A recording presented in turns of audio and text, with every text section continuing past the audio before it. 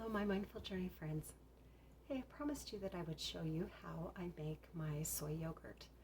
It's very simple. There are only a few things that you need in order to create yogurt for your family. One of those things is you're going to want to make sure that you have some sanitized jars. I use the pint-sized jars. Make sure that they're washed out really well and dried. You don't want extra water in your yogurt or else it might not turn out for you. So four pint-sized jars in a 6-quart Instapot is what you're going to have. Now you're going to need a starter for your yogurt. You can buy a dairy-free starter on Amazon. I'll put a link below for the one that I use.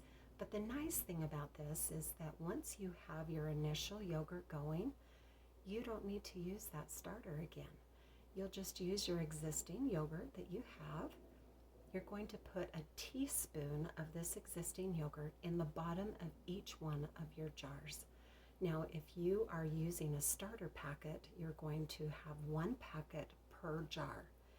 And you are going to want to stir that and so that it dissolves in your soy milk, okay?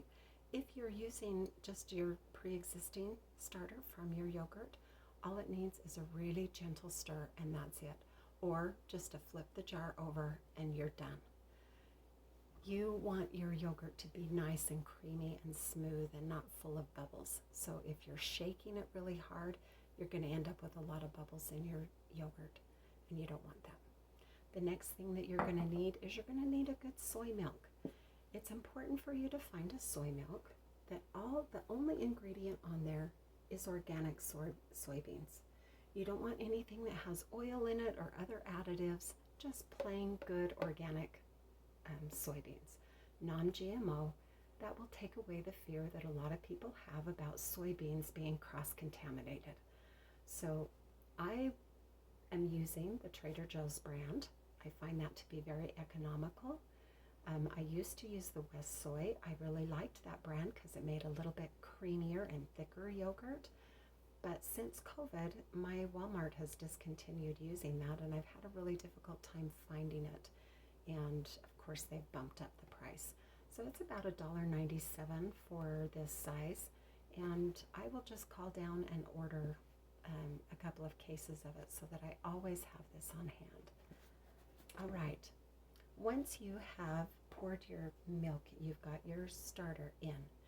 You're going to pour your soy milk up to the rim of your jar. That's all you need. A quick turnover like this. That's going to incorporate that product in there. And then you're going to stick your, I can get 4 bottles into my Instapot. And it doesn't matter whether or not you've got the plastic or whether or not you're using the metal, because you're not sealing your jars. You want, the nice thing about the Instapot is that it makes it so that you can keep an even temperature for your yogurt. That little sound means I've sealed it all up and it's ready to go. My Instapot has got a yogurt setting on it, so I'll push that. 9 hours and 30 minutes. Now that might seem like a long time, but that gives you a really nice, mild yogurt. If you want it a little tartar than that, then you're going to want to keep it in a little bit longer. I wouldn't do more than 10 hours.